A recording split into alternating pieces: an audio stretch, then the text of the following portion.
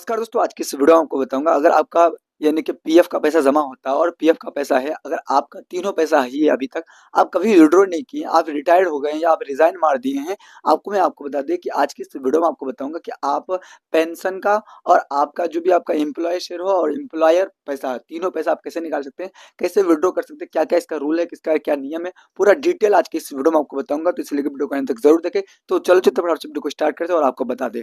सबसे पहले मैं आपको बता दें, जो आपको यहाँ स्क्रीन पे शो हो रहा होगा, एक अमाउंट आपको शो हो रहा होगा, आपका एक होता है एम्प्लॉयर शेयर। जो भी आपका एम्प्लॉयर शेयर होगा, वो एम्प्लॉयर शेयर आपका अमाउंट जो है, अगर आप यानी कि एडवांस में भी निकाल सकते हैं। एडवांस का मतलब क्या होता है कि अगर आप काम कर रहे हैं उस कंपनी में और काम करने के बाद आप काम करने के दौरान अगर आपको पैसे की जरूरत पड़ता है, तो आप आराम से जो है उस पैसे को निकाल सकते हैं फॉर्म 13 भर करके। एक फॉर्म 13 होता है, उसको भर करके आप एडवांस में पैसा निकाल सकते हैं, जिसको एडवांस फॉर्म भी बोला जाता है या 13 फॉर्म भी बोला जाता है। उसको आप यानी कि कंपनी में ज्वाइनिंग होते हुए भी अगर आपको यानी कि पूरा पैसा निकालना चाहते हैं, मान लीजिए आप यानी कि आप एडवांस में नहीं, आप रिटायर हो चुके हैं, आपको पैसा पूरा निकालना है, पेंशन का भी, एम्प्लॉय शेयर भी और एम्प्लॉयर भी, तो आपको क्या करना होगा मैं आपको बता दें। आपको 2-3 फॉर्म भरना पड़ेगा। सबसे पहला जो आपका होता है यानी कि पेंशन फॉर्म, वो भरना पड़ेगा और आपको एक फॉर्म 16 भरना पड़ेगा और उसके बाद अब आपको एक फॉर्म 15 भी भरना पड़ेगा। ये तीनों फॉर्म भर करके तभी आपका जो है पैसा निकलेगा, किसमें आपका यानी कि पीएफ का पैसा, जो भी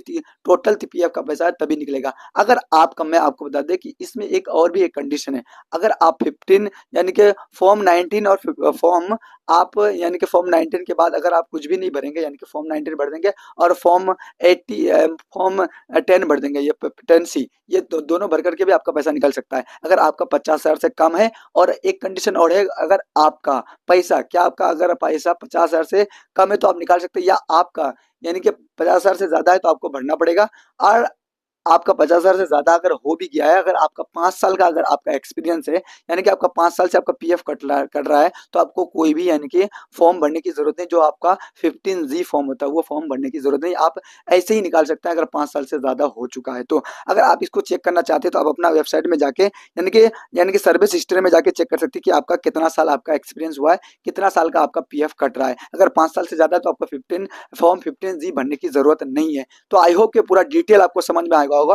हमने क्या बताया कि फॉर्म यानी कि कौन सा फॉर्म भरना पड़ेगा, यानी कि आपको एम्प्लॉय शेयर और एम्प्लॉयर शेयर और एम्प्लॉय शेयर और आपको पेंशन का तीनों पैसा निकलना है। सबसे पहला क्या है, एम्प्लॉय शेयर, और दूसरा होता है एम्प्लॉयर शेयर, और तीसरा होता है पेंशन का पैसा। ये तीनों पैसा निकालने के लिए आपको बता दिए फॉर्म 19, फॉर्म 10C और फॉर्म 50G। तो फॉर्म 50G भरने का रीजन है कि अगर आपका 5 साल से कम है और यानी कि 50,000 से ज्यादा आपका पैसा है तो आपको फॉर्म 15G भरना पड़ेगा। नहीं भरेंगे तो आपका टीडीएस कट जाएगा।